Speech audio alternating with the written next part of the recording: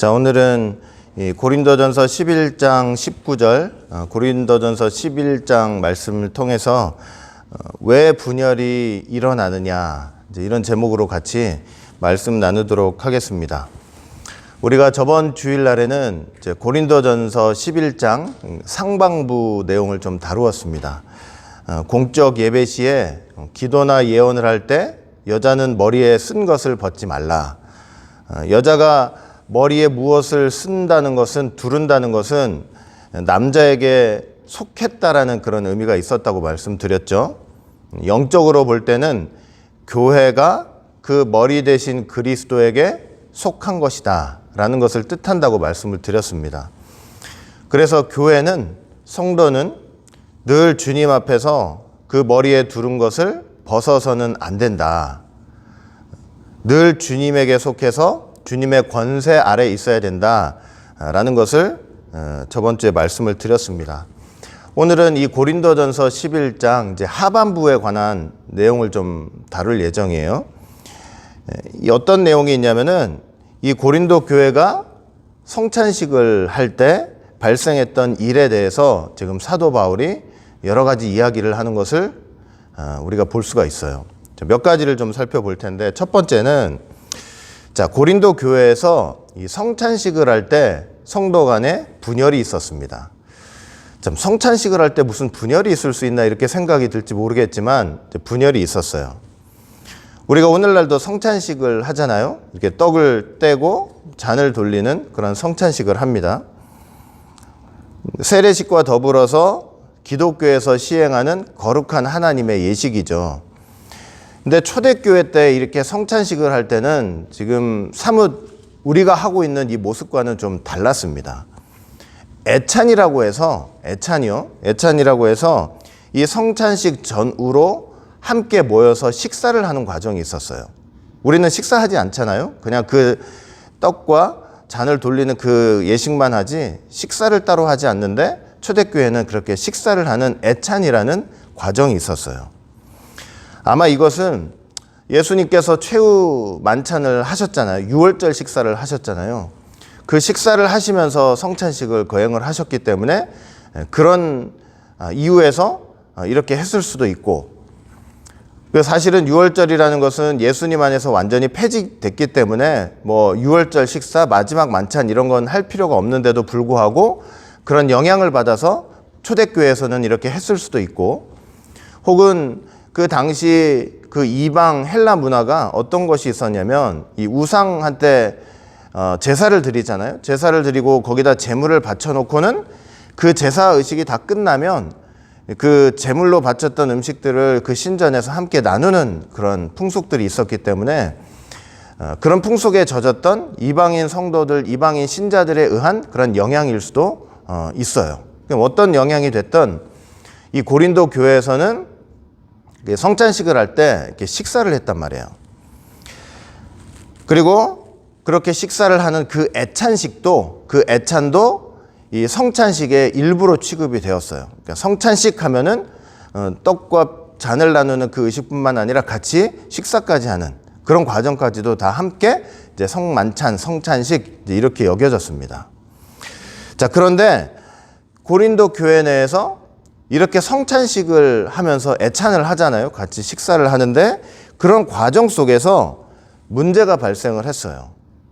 그러니까 서로 간에 분쟁이 일어났어요. 분열이 일어났어요. 아니 뭐 같이 밥 먹는데 무슨 분열이 일어날 것이 있을까? 근데 분열이 일어났어요. 고린도전서 1장 말씀 볼 때 이미 사도 바울은 여러 가지 파당으로 인해서 뭐 혼란하고 분열이 많이 일어났었잖아요. 뭐 바울파다, 게바파다, 아볼로파다, 심지어 뭐 그리스도파다. 이미 파당과 분쟁이 있는 상황이었는데 이 성찬식을 하면서도 서로 간에 분쟁과 이제 파당이 일어났던 거예요. 그 내용이 무엇이냐면 고린도전서 11장 21절 말씀 보니까 이 내용이에요. 어떤 이는 먹을 때에 각각 자기의 만찬을 먼저 갖다 먹으므로 어떤 이는 시장하고 어떤 이는 취함이라, 이제 이런 말씀이 있어요. 이게 어떤 의미냐면 이거예요. 애찬을 할 때 같이 식사를 하기 위해서 어떻게 했냐면 각각 집에서 자기가 음식을 해가지고 교회로 오는 거예요. 그렇게 오는데 부한 사람들, 부자들은 좋은 재료를 가지고 아주 다양하고 맛있는 음식들, 좋은 음식들을 많이 만들어 가지고 이제 교회를 가지고 온 거예요. 자, 반면에 어떤 사람들도 있었냐면 좀 가난한 사람들이 있었어요. 그 가난한 사람들은 교회 애찬식 한다고 음식을 가져가야 되는데 뭐 자기 집에서 삼시세끼 먹기도 아주 힘든 사람들이 있었던 거예요. 그런데 교회 음식을 해가지고 간다? 너무나 부담이 되는 것이죠. 그래서 그걸 만들지 못하고 해가지 못하고 그냥 빈손으로 들어갈 때가 많았던 거예요. 이 가난한 사람들이. 그러면 어떻게 해야 됐겠어요? 저와 여러분들 같으면 어땠겠어요? 음식을 많이 준비할 수 있는 사람들이 많이 준비하고 또 형편이 안 돼가지고 음식을 준비하지 못하고 오는 사람들이 있다면 같이 이 상을 크게 펼쳐가지고 나눠서 같이 먹으면 되는 거 아니에요? 그렇게 하면 되는 거잖아요. 그런데 그렇게 하지 못했어요. 어떻게 했는지 아세요? 이 부자들이 음식을 많이 준비해 왔던 사람들이 우리가 음식을 이렇게 좋은 재료를 가지고 많은 음식들, 맛있는 음식들을 많이 준비를 했으니 저것들 오기 전에 음식도 하나 해오지 못하는 저런 사람들이 오기 전에 빨리 우리가 음식을 그냥 먹어버리자. 그래 놓고 자기들끼리 음식을 홀라당 다 먹어버리는 거예요.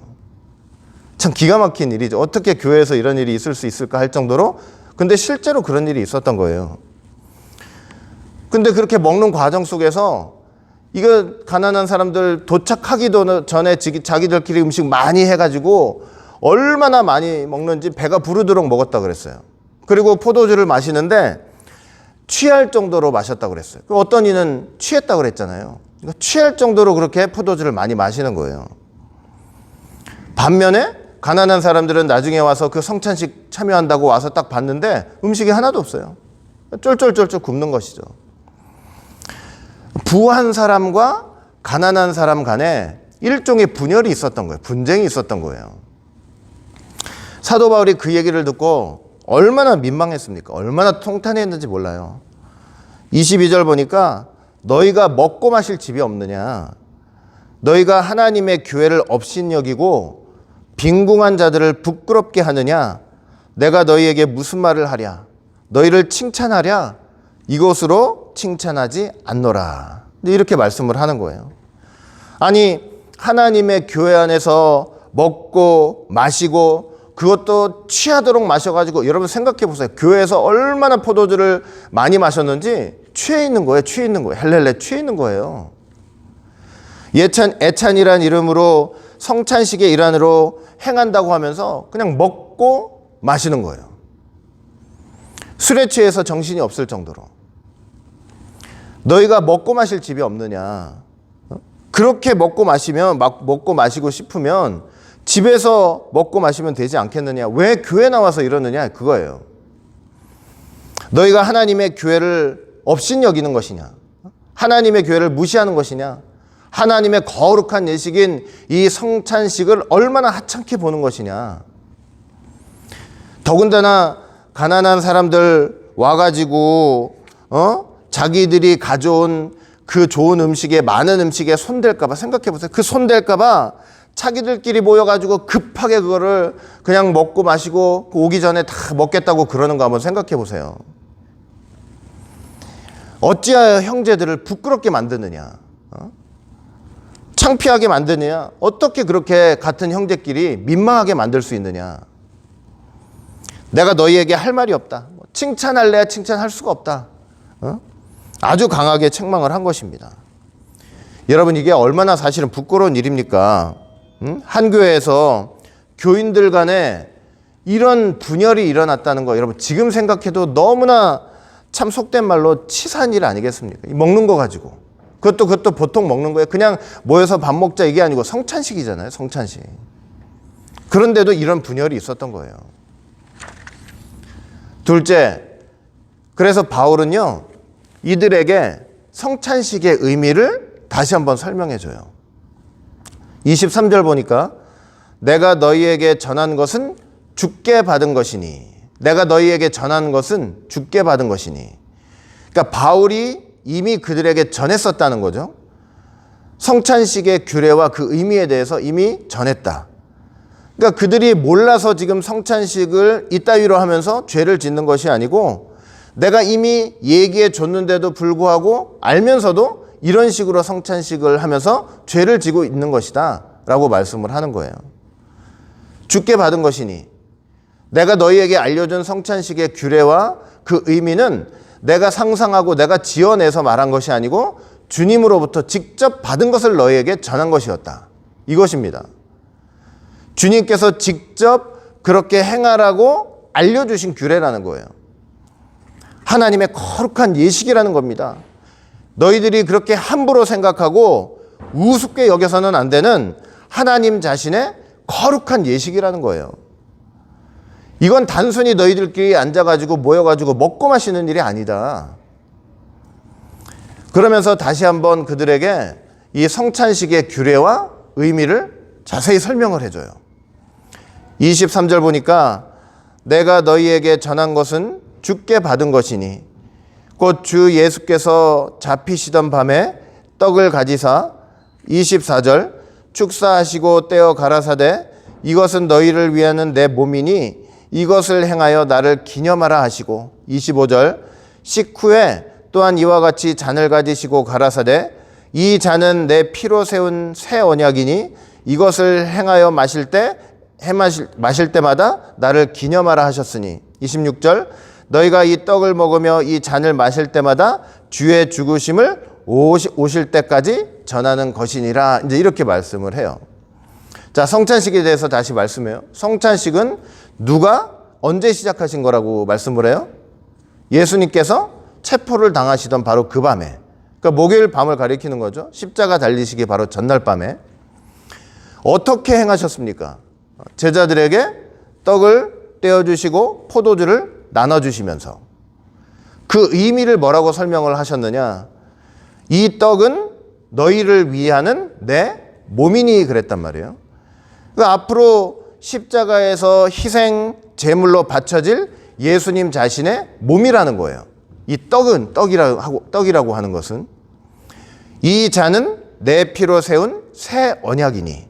그러니까 지금 잔을 나눠주는 거지만 실제로 이것은 앞으로 십자가에서 흘리실 예수님의 거룩하신 보혈을 상징한다는 거죠. 그 보혈로 세우실 새 언약. 자기 백성을 저희 죄 가운데서 거하시고 건지시고 그 불구덩이에 지옥 불구덩이에 있었던 것들을 다 끄집어내 주시는 거룩하신 그 새 언약의 증표가 된다는 것입니다. 이 잔이 얼마나 귀하고 거룩합니까? 그래서 주님이 다시 오실 때까지 이 떡과 잔을 마시면서 주님의 죽으심을 전파하라. 이렇게 말씀을 하신 거예요. 이처럼 성찬식은 주님 자신이 제정하신 거룩하고 고귀한 예식이 된다는 것이죠. 주님의 십자가 죽으심을 그 나라 갈 때까지, 예수님 다시 오셔서 재림하실 때까지 우리가 항상 기억할 수 있도록 그 떡을 보면서 주님의 살을 생각하고 몸을 생각하고 그 잔을 돌리면서 주님이 십자가에서 흘리신 그 보혈을 생각하면서 그거 기억하고 잊지 않도록 주님 오실 때까지 이걸 행하라고 말씀을 한 것입니다. 여러분, 주님께서 언제 배부르게 먹고 취하도록 그렇게 하는 것이 성찬이라고 말씀을 하셨습니까? 언제 그러셨습니까? 떡을 배가 터지도록 먹고 포도주를 인사불성이 되도록 마실 때 거기에 주님이 십자가에서 자신의 몸을 내어놓으시는 그 희생과 그 자기 백성을 위해서 거룩하게 흘리는 보혈에 대한 묵상, 그 거룩한 묵상이 어디에 있습니까? 그냥 배부른 생각밖에 안 나요. 취해가지고 아무 생각도 안 나는 거예요. 주님의 거룩한 몸과 보혈은 가난한 자들을 위한 것은 아니었습니까? 멸시하고 깔보면서 야, 저것들 오기 전에 빨리 먹자. 얼마나 하나님의 거룩한 예식을, 주님의 살과 보혈을 무시했으면 이런 소리를 하냔 말입니다. 여러분, 가난한 형제들을 무시하고 부끄럽게 만들 때 그건 그들을 부끄럽게 민망하게만 만든 것이 아니고 그들을 위해서 이 몸과 피를 내어놓으신 주님을 부끄럽게 만드는 그런 악한 죄가 되었다는 것입니다. 셋째, 바울은요, 그래서 성찬식을 지키는 태도와 자세에 대해서 다시 권면을 합니다. 고린도 교인들은요, 이 성찬식을 깔보고 우습게 생각한 거예요. 그냥 먹고 마시는 일로 생각한 거예요. 그 깊은 의미를 묵상하지 않고 자기들끼리만, 그것도 자기들끼리만, 누가 오기 전에 아이고 우리는 이렇게 돈이 많아가지고 많은 걸 준비하고 좋은 음식 준비했는데 저거 거지같이 아무것도 안 해오면서 여기 앉아서 우리랑 같이 먹으려고 해. 이런 생각을 하면서 그렇게 한 얼마나 우습게 생각했으면, 이 성찬식을 그들을 우습게 생각하는 게 아니고 성찬식을 우습게 생각하는 거예요. 27절 보니까 그래서 누구든지 주의 떡이나 잔을 합당치 않게 먹고 마시는 자는 주의 몸과 피를 범하는 죄가 있느니라, 이렇게 말씀을 하시네요. 주의 몸과 피를 모독하는 죄, 주의 몸과 피를 짓밟는 그런 죄가 된다는 거예요. 그런 식으로 성찬식을 하게 되면. 사람들은 별 생각 없었죠. 먹고 마신다. 그냥 눈에 보이는 떡과 눈에 보이는 포도를 먹고 마신다.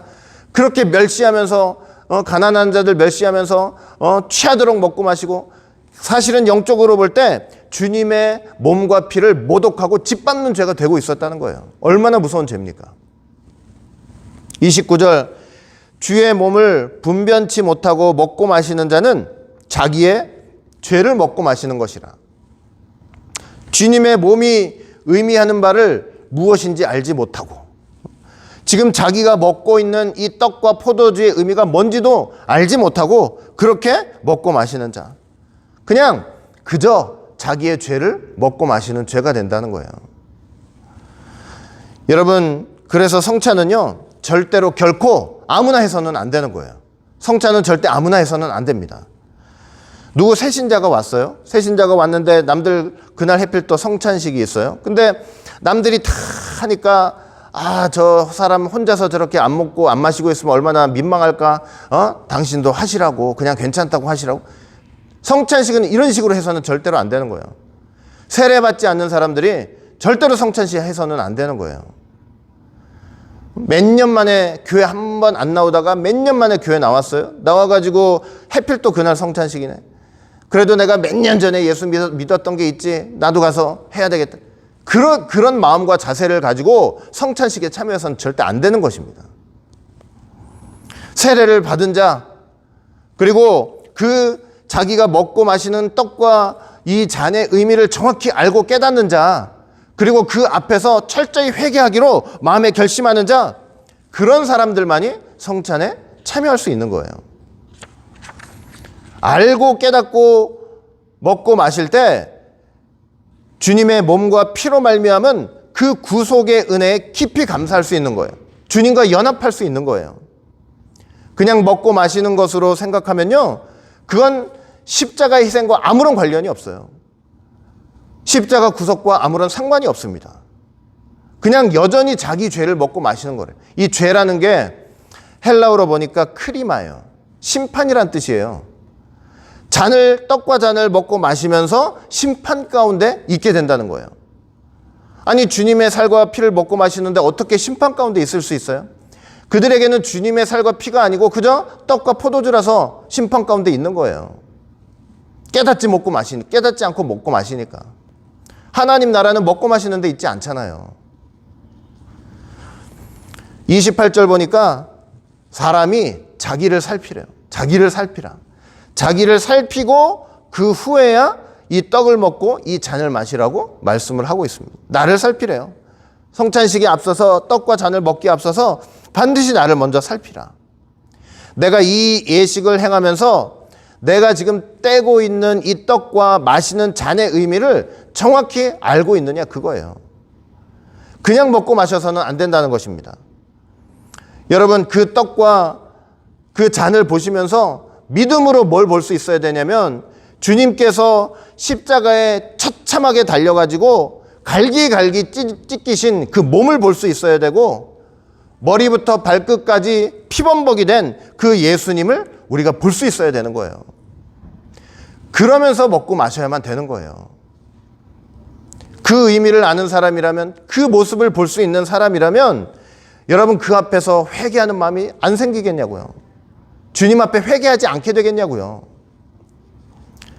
여러분 잘 살펴서 성찬식에 참여하라고 말씀을 하고 있는 거예요. 잘 살펴서. 나를 잘 살피라 이거야. 나를 잘 살피라.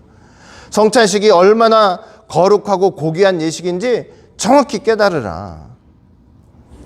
이렇게 잘 살펴서 떡을 떼고 잔을 마신다면요, 절대 정죄당할 일 없다. 죄 가운데 먹고 마시는 거 아니다. 심판당할 일 없다. 그렇게 말씀을 하세요. 여러분 실제로 고린도 교회, 이거 바울이 하는 얘기예요. 제가 하는 얘기가 아니라. 이 고린도 교회는요, 이 성찬을 잘못해가지고 아프고 병든 자, 심지어 죽은 자까지 있다고 말씀을 해요. 무섭잖아요. 30절 보니까 이러므로 너희 중에 약한 자와 병든 자가 많고 잠자는 자도 적지 아니하니라. 이래 말씀을 해요. 이게 무슨 뜻인지 아세요? 이거 누구 얘기가 아니고 이거 무슨 뜻이냐면 사도 바울이 직접 얘기했잖아요. 성찬식 잘 알아. 이걸 합당치 않게 먹고 마시다가, 자기를 살피지 않고 먹고 마시다가 어떻게 됐다는 거예요? 병든 자가 많고 아픈 자가 많고 잠자는 자는 죽은 자를 가리키는 거예요. 그런 사람들도 이 교회에 많이 있다. 이렇게 얘기를 한 거예요. 이게 얼마나 무서운 얘기입니까? 그러면서 마지막으로 한 말씀 더 하죠. 마지막으로, 야, 성찬식 때 자기를 잘 살펴서 먹는 것도 중요하고 또 하나 뭐가 중요하냐면 너희가 먹을 때 서로 기다리라는 거야. 서로 기다리라. 좀 기다리라. 저거 오기 전에, 내가 이렇게 귀한 음식 만들어놨는데 저거 와가지고 들어온 손으로 내 음식에 손대기 전에 내가 빨리 먹어야 되겠다. 이게 아니고 전부 다 참석해가지고 다 함께 먹을 때까지 다 어떻게 해요? 다 기다리라고 말씀을 하고 있어요. 기다리라. 여러분 예수님이 성찬식 하실 때 제자 12명 있었잖아요. 얄미운 거 몇 명 빼놓고, 야, 예수님이 그거 빼놓고 저것들 오기 전에 우리끼리만 먹자. 예수님이 그러셨습니까? 예수님이 그러셨어요? 다 12명이 있을 때, 다 12명이 있을 때, 그때 예수님께서 성찬식 하신 거 아닙니까? 먼저 먹지 말고, 아무리 가난한 자들이라고 해도, 아무리 음식을 가져오지 못하는 자들이라고 해도 그들 기다려가지고 다 참석해가지고 다 함께 할 때 그때 먹고 마시라. 이렇게 간절히 부탁을 바울이 한 거예요. 배고프면 교회에서 먹고 마시고 흥청망청 할 생각하지 말고 집에서 차라리 먹고 와. 이건 거룩한 예식이니까 정신 바짝 차리고 그 주님의 살과 피를 생각하면서 그 거룩한 예식에 경건하게 참석하라. 그 말씀을 지금 하고 계셨던 거예요. 결론을 맺도록 하겠습니다. 오늘 두 가지만 딱 생각하시면 돼요. 첫째는 뭐냐면 이 성찬식의 의미와 그것을 왜 지켜야 되는지, 그리고 그 성찬식을 행하는 태도를 우리가 정확히 알아야 되죠. 나를 먼저 잘 살피는 게 가장 중요해요. 그 의미를 깨닫고. 두 번째는 뭐냐면 형제와 이 다툼과 분열, 형제와의 다툼과 분열, 이런 게 없어야 된다는 거예요. 이 성찬식을 통해서 우리에게 보여주는 거. 성찬식이라는 거는 주님의 몸 안에서 하나가 된다는 의미잖아요. 근데 저거 오기 전에 먹으면 안 된다? 저거 먹으면 안 되니까 우리끼리 다 먹자? 얼마나 참 답답하고 한심한 일입니까? 이미 고린도 교회 내에는 얼마나 많은 파당이 있고 얼마나 많은 분쟁이 있고 얼마나 많은 다툼이 있었습니까? 그런데 심지어 이제는 대단한 선생님들을 중심으로 파당이 있는 것뿐만 아니라 이 성찬식을 중심으로 이게 있어서는 안 되는 그런 분열과 파당이 있는 거잖아요. 어떻게 이럴 수가 있나? 이러면 안 되겠죠. 그런데 바울이 참 독특한 말을 해요. 이렇게 분열이 파당이 있는 것도 하나님의 이제 있는 건데 이러면 안 되지만 이렇게 생기는 것도 현실적으로 생기잖아요. 교회에서 생기는데 이렇게 생기는 것도 사실은 하나님의 목적과 계획이 있다는 거예요. 뭐라고 바울이 얘기를 했냐면 19절 한번 보세요. 오늘 본문이죠. 19절. 오늘 본문 이렇게 돼 있어요. 너희 중에 편당이 있어야 너희 중에 옳다 인정함을 받은 자들이 나타나게 되리라. 이런 말씀을 해요. 이게 무슨 뜻 같아요? 너희 중에 편당이 있어야 너희 중에 옳다 인정함을 받은 자들이 나타나게 되리라. 이게 무슨 말일까요? 제가 다른 번역본으로 좀 읽어드릴 테니까 한번 의미를 생각해 보세요. 공동번역으로 보면 이렇게 돼 있어요. 하기야 여러분들 가운데 진실한 사람들이 드러나려면 분파도 있어야 할 것입니다. 잘 들어보세요. 표준 세번역 보면 하기야 여러분 가운데서 바르게 사는 사람들이 밝히 드러나려면 여러분 가운데서도 당파가 없을 수 없을 것입니다. 현대인 성경 보면 여러분 가운데 그런 당파가 있게 될 때에는 하나님의 인정을 받는 사람이 반드시 드러나기 마련입니다. 조금 의미를 이제 아시겠죠? 무슨 말인지 아세요? 교회 분열이 있으면 안 되겠죠? 다툼이 있으면 안 되겠죠? 편당이 있으면 안 되겠죠? 그럼에도 현실 속 교회에는 분명히 있단 말이에요. 근데 그 교회 분열 속에서라도 거기에도 하나님의 계획이 있다는 거예요. 하나님의 목적이 있다는 거예요. 그 계획과 목적이 뭐냐? 그 분열과 다툼 속에서 누가 하나님의 참된 사람인지 하나님의 인정을 받는 사람인지 드러나게 돼 있다는 거예요. 그 분열과 다툼 속에서.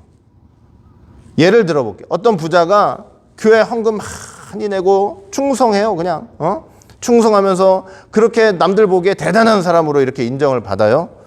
그런데 잘하는 것 같아요. 뭐 부족한 게 없는 것 같아요. 근데 성찬 때, 이 성만찬 때 음식을 잔뜩 해가지고 와가지고는 저 가난한 사람들 없으니까 빨리 우리끼리 먹자 그런단 말이에요. 그 사람이. 이 분열 문제를 통해서 진짜 그 사람이 참된 사람이었는지 불의한 사람이었는지 드러나게 된다는 것입니다. 이 분열 통해서, 파당을 통해서 누가 진짜 하나님께 인정을 받는 사람이었는지 드러나게 되고 밝히 알게 된다는 뜻이에요. 물론 교회가 깨지고 나눠지는 그런 일까지는 없어야 되겠죠. 그러나 하나님께서는 교회 분열 문제를 통해서 참과 거짓을 드러내는 일을 하는 거예요. 잘된 일과 잘되지 못한 일을 드러내는 일을 하게 되는 것입니다. 그래서 여러분 영적으로 우리가 잘 깨어가지고 살펴봐야 돼요. 뭐 여러 가지 문제가 있을 때 잘 살펴보고 잘 깨달아야 돼요. 근데 무엇보다 이런 분열 문제가 있을 때 저 사람이 잘못했다, 이 사람이 잘못했다 그걸 떠나가지고 무엇보다 뭐냐면 내 자신을 먼저 살펴봐야 돼요. 내 자신을. 내가 분열 문제가 있으면 어느 한쪽으로도 편이 되겠죠. 뭐 직접 가담은 하지 않더라도 저게 오라 이게 오라 하면서 분열 문제 날 때 이게 나도 모르게 어느 쪽으로 생각이 가잖아요. 그러면 그런 내 자신을 잘 살펴봐야 돼요. 이게 진짜 옳은 생각인지. 제가 누누이 말씀드리지만 이런 분열 문제가 날 때 우리가 정말 하나님께서 인정하시고 기뻐하시는 그런 쪽이 된다고 할 때 항상 두 가지를 생각해야 된다고 그랬어요. 첫째 뭐냐면 하나님께 영광이 되고 있느냐예요. 이게 진짜 하나님께 영광이 되고 있느냐 생각하셔야 돼요. 또 하나 뭐냐, 둘째 형제에게 덕을 세우는 방향이냐 이걸 생각해야 돼요. 분쟁이 일어났어요. 부자들은 부자들끼리 가난한 사람들. 근데 부자들이 그런 짓을 하고 있어요. 그러면 저게 하나님이 영광이 되느냐? 지금 이웃에게 형제에게 덕을 세우는 일이냐? 그걸 가지고 그 기준을 가지고 우리가 저게 진짜 잘된 일이구나 잘못된 일이구나 구분할 수 있어야 된다는 거예요. 무슨 말인지 아시겠죠? 그런데 한 가지 우리가 명심할 게 또 있어요. 뭐냐면 분쟁이 있을 때 이거예요. 분쟁이 있을 때 서로를 이렇게 원수처럼 대해서는 안 된다는 것입니다. 원수처럼 대해서는 안 된다는 거예요. 진짜 원수가 되려면 어떻게 되는 게 원수냐면 교회 내에서 누가 교회를 같이 다니면서도 누가 예수를 부정해요. 예수님만이 참 하나님의 구세주가 된다는 사실을 누가 부정해요. 아니 구속사의 말씀 열심히 정말 모든 성경을 하나님의 구속사적인 시각으로 보고 예수님만을 증거하는 그 말씀 자체를 막 부인하고 부정을 한단 말이에요. 그러면 그 사람은 원수가 될 수 있어요. 제 말이 이해가 되세요? 그게 원수가 되는 거지 나하고 의견이 다르다고 하나님의 원수가 되는 게 아니에요. 이걸 꼭 기억하셔야 돼요. 나하고 생각이 다르고 나하고 의견이 다르다고 그 사람은 하나님의 원수가 돼요? 그렇지가 않아요. 진짜 하나님의 원수가 되려면 예수를 부인하고 하나님 말씀을 부정하면 그건 원수가 되는 거지만 나하고 생각이 틀리다고 해서 상대방이 형제가 원수가 되는 게 아니에요. 나하고는 원수가 될지언정 하나님하고는 여전히 원수가 아니에요. 왜냐? 그 사람은 여전히 예수님 믿고 있거든요. 제 말이 이해되세요? 그래서 분열과 다툼이 있을 때 상대방은 원수로서 대하면 안 된다니까요. 나에게 원수가 될지언정 하나님은 아니야, 제 원수가 아니야. 하나님이 이러신단 말이에요. 그러면 그 형제는 나한테 어떻게 돼야 되느냐? 내가 끝까지 설득하고 함께 가야 되고 이 하나님의 나라를 세우는 동역자로서 끝까지 취급하고 대해야 한다는 사실이에요. 그래야만 그 분열이 극복될 수 있어요. 제 말 이해되세요?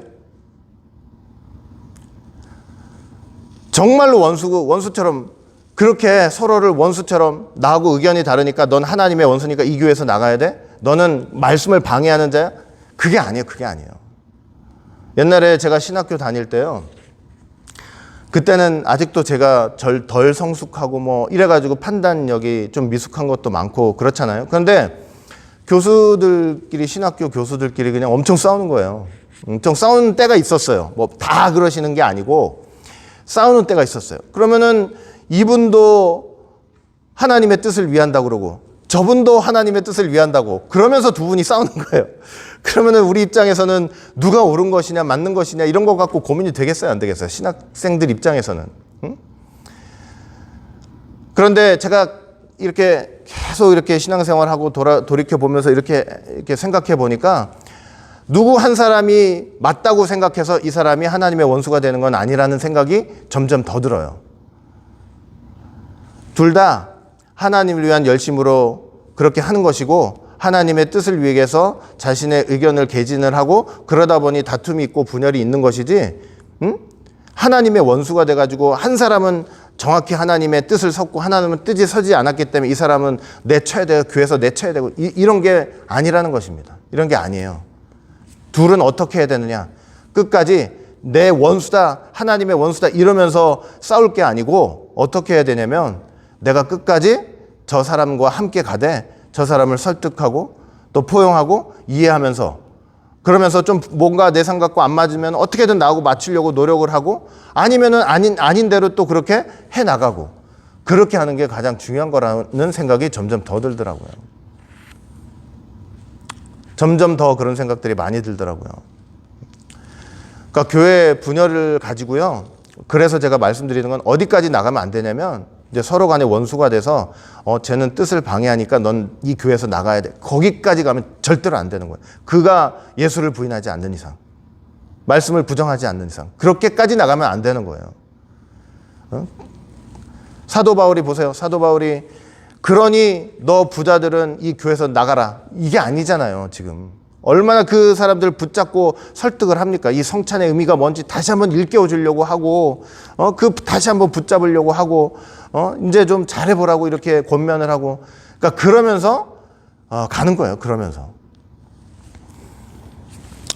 우리 모든 성도들은 그래서 이 분열과 이 분파의 문제, 그런 속에서 가장 중요한 거는 옳다 그르다를 생각하기 전에 내 자신을 먼저 잘 살펴야 되고, 그리고 내가 생각하는 것에 하나님께 영광이 되느냐를 잘 고민을 해야 되고 진짜 형제에게 유익이 되느냐를 진심으로 잘 생각해야 되고 중요한 건 뭐냐? 나하고 생각이 같지 않다고 저게 하나님의 원수가 되는 것이 아니라는 거. 이거 꼭 생각하시면서 어떻게든 설득하고 함께 가면서 하나님의 나라를 세우는데 힘을 다하고 노력하는 우리가 다 돼야 할 줄 믿습니다. 우리 성도들은 항상 분열과 다툼 속에서 늘 하나님께서 기뻐하시는 사람으로 드러나는 그런 성도가 되시기를 주의 이름으로 간절히 축원드리겠습니다. 기도합니다.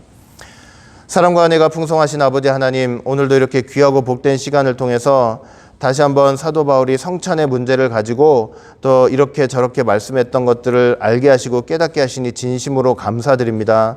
주님의 살과 주님의 피를 먹고 마시는 그 거룩한 예식을 정말 그 의미를 깨닫지 못하고 먹고 마시는 것에 중점이 되어서 가난한 자들을 무시했던 이런 고린도 교회의 이 분열과 다툼의 문제 다시 한번 우리가 깊이 생각하면서 우리에게는 그런 문제가 없는지 점검할 수 있도록 인도하여 주시고 정말 설사 의견이 다르고 생각이 다르다 할지라도 정말 내가 하는 모든 일들이 하나님께 영광이 되는지 형제에게 유익이 되는지 다시 생각해 보면서 내 생각과 마음을 교정하고 하나님이 기뻐하시는 것들로 바뀌어져 나갈 수 있는 놀라운 역사만 있도록 인도하여 주시옵소서. 날마다 주님이 기뻐하시는 믿음의 사람으로 거듭나는 우리가 다 될 수 있도록 인도하여 주시고 모든 정말 하나님의 교회 활동 속에서 믿음으로 하나 되어 하나님의 큰 뜻을 이루기에 부족함이 없는 하나된 성도가 다 될 수 있도록 인도하여 주시옵소서.